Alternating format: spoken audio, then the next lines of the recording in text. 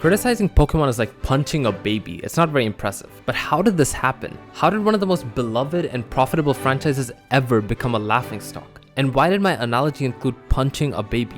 I can only answer one of those questions by establishing that gamers are absolute idiots. I'll hate on the franchise later, but hear me out. If you played Pokemon Emerald, a kid's game, as a kid and enjoyed it, but now played Pokemon Sword, still a kid's game, as an adult and think it sucks, it isn't because Pokemon got worse, it's because you got older. I am disappointed that these games aren't on par with other AAA titles, but I'm not dumb enough to ignore that they're still selling better than ever before. The Pokemon company deserves criticism for how rushed their games feel, but I think it's pointless because just like some other franchises, they make too much money to care. Here's the weird part.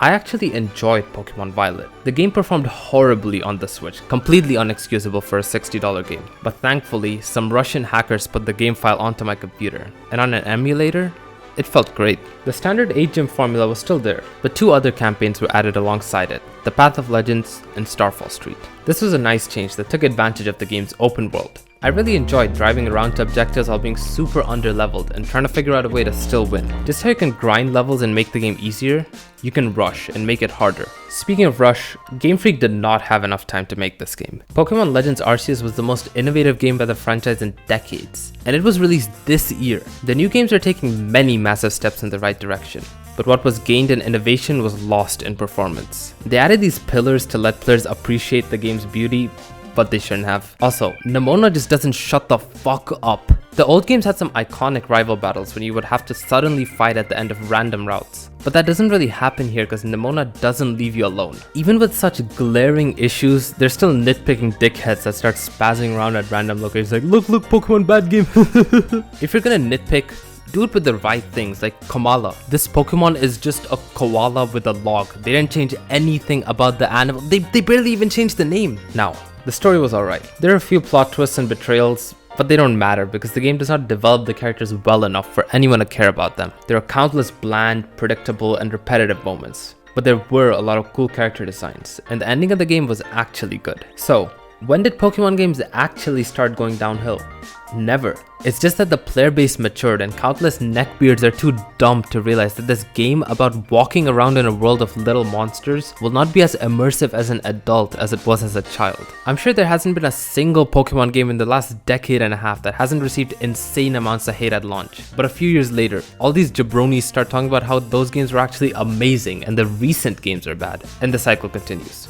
The problem isn't that Pokemon games got worse. The problem is the amount of unfulfilled potential in the games caused by rushed development. The ones to blame here are the higher-ups that planned releases, not the developers. As I said earlier, the revenue is too high for this to change anytime soon. But hypothetically, if they do decide to spend more time in development, how can the games be improved? My favorite Pokemon game ever is not a mainstream one. It's a fan game called Pokémon Insurgents. It's very hard, very long, and very fun. Do not take that out of context. After the 3rd gym, you fight a guy with a Mega Rayquaza, and in the story, if you lose, you die. With numerous unique forms, Mega Evolutions, and plot twists that are actually surprising, this game is far more memorable than any real Pokemon game. Which brings me to the first point, writing. The shock factor involved in gaming's most iconic scenes is just not there in the Pokemon franchise. I think an easy way to improve the story can be to give a voice to the protagonist. You can't experience character development if the protagonist doesn't even have a personality. Also, voice acting is an obvious necessity. It's gone so bad that I was actually surprised when they added sound effects for clapping in this game. And lastly, environment building can be given more attention. This was the first Pokemon game in years where the trees actually look decent. But imagine a game on the scale of God of War in the Pokemon world. I'm sure a unique art direction can make up for the Switch's lack of horsepower and create a truly iconic experience.